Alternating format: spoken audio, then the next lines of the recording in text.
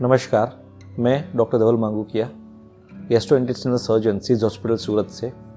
आज बात करने जा रहे हैं गॉल ब्लैडर स्टोन या पित्त की थैली के पत्थर के विषय में। गॉल ब्लैडर या पित्ताशय ये एक ऐसा ऑर्गन है जो लीवर के साथ जुड़ा हुआ है।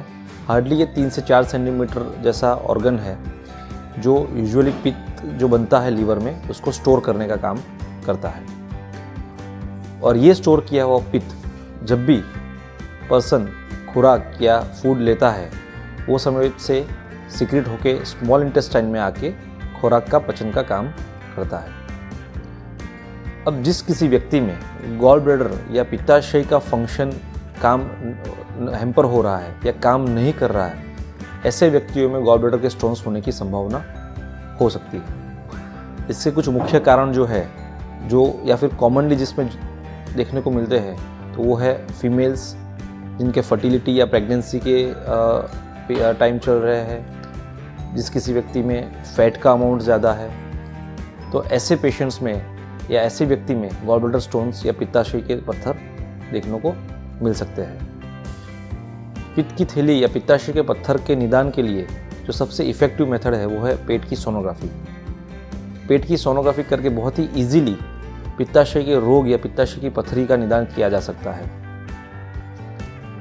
इसके इलाज के लिए ये दवाई से ठीक होने वाली बीमारी नहीं है। बहुत बार हमारे समाज में या पॉपुलेशन में या फिर व्यक्तियों में ऐसी मान्यता है कि जैसे किडनी के पत्थर दवाई से पानी से निकाले जा सकते हैं, पिघाले जा सकते हैं, ऐसे पित्ताशय के पत्थर का ट्रीटमेंट शक्य है या नहीं, तो उसका जवाब है ना। पित्ताशय या गॉल ब्लैडर के पत्थर दवाई से ठीक होते नहीं है। उसके लिए एक ही मेथड है, वो है सर्जरी। सर्जरी का नाम सुन के भी डरने की कुछ भी ज़रूरत नहीं है, क्योंकि इसकी जो सर्जरी है वो यूजुअली लेप्रोस्कोपी या दूरबीन से होती है, जिसमें पेट में कोई कट या ऐसा कुछ भी ना आके छोटे छोटे होल से ही सर्जरी आराम से की जा सकती है। और सबसे अच्छी बात ये भी है कि इस सर्जरी के बाद की जो रिकवरी है वो बहुत ही फास्ट है। कुछ घंटों में ही पेशेंट आराम से सर्जरी के बाद बाहर आके रिकवर होकर अपने रूटीन काम में लग सकता है।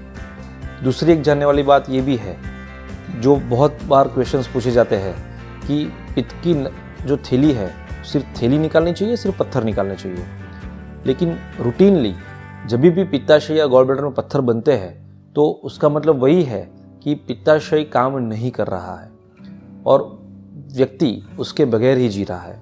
और जब भी ऐसी थैली में पत्थर हो रहे हैं, इन्फेक्शन हो रहा है, तकलीफ़ हो रही है, तो उसको निकालना ही उसका परमानेंट इलाज है और पूरी पित्त की थैली निकालनी ही पड़ती है। और ये पित्त की थैली निकालने के बाद व्यक्ति में दर्दी में कभी भी खुराक पाचन को लेके कुछ भी इश्यू नहीं होता है। पेशेंट इस सर्जरी के बाद एकदम नॉर्मल लाइफ जीता है। उसको कुछ भी परहेज़ का ज़रूरत नहीं है, उसको कुछ भी खुराक का रिस्ट्रिक्शन का ज़रूरत नहीं है। वो अपनी नॉर्मल लाइफ, नॉर्मल काम आराम से कर सकता है। इसके अलावा पित्त की थैली में पत्थर की वजह से कई बार अंदर पस हो जाना, यही पत्थर पित्त की नली में मतलब लीवर की मेन नस में आगे जाके फंसना और जॉन्डिस होना, लीवर को ख़राब करना, पैंक्रियास को ख़राब करना, ये भी बीमारियां आ सकती है। तो इसके कारण ही गॉल ब्लैडर ऑर्गन एक छोटा सा है लेकिन वो मल्टीपल सिस्टम के साथ कनेक्टेड है, जैसे कि पैंक्रियास, लीवर, छोटी आंत, और किसी भी जगह पे वो तकलीफ़ दे सकता है। इसीलिए इसका निदान और इलाज बहुत ही ज़रूरी है। जब भी पेट के ऊपर के भाग में दर्द है या उल्टी हो रही है या जॉन्डिस हो रहा है, पित्त की थैली के पत्थर हो सकते हैं।